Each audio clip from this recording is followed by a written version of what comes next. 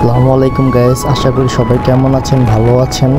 আমি আজকে বের হয়েছি ঘোরার উদ্দেশ্যে। তো আমরা ড্রিম হলিডে নতুনডি পার্ক যাবো। এর আগে আমরা একটু হলদির এখান থেকে ঘোরাঘুরি করবো এবং 300 ফিটের কাছাকাছি গিয়ে কিছুক্ষণ ঘুরবো।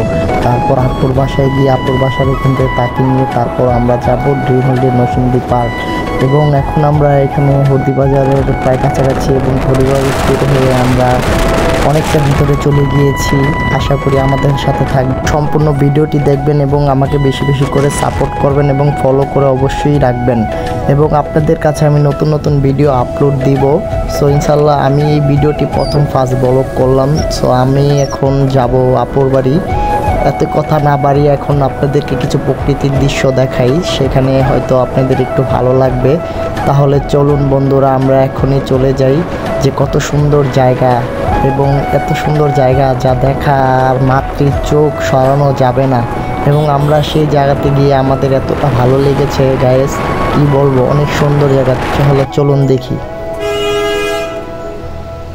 মাশাআল্লাহ, কি সুন্দর জায়গা, আল্লাহর কি অপরূপ সৌন্দর্য, ঠিক না ভাই?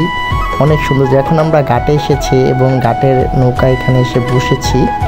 সো এই ঘাটটা আমাদের পার হতে হবে। তো এখন ঘাটটি এখন স্টার্ট দিবে, ট্রলারটি আমরা এখন যাব। এখন ট্রলারটি স্টার্ট দেওয়া হয়েছে, ওনারা মাঝপথে আছে এবং আকাশটা কত সুন্দর লাগছে দেখুন ভাই, দেখুন অনেক অনেক সুন্দর লাগছে। এবং আমরা এই দেখার জন্য যে কত অপেক্ষা করছিলাম, আজকে অনেক সুন্দর লাগতেছে এই জায়গাটা। মাশাআল্লাহ, আল্লাহর অপরূপ কি সৌন্দর্য ভাই।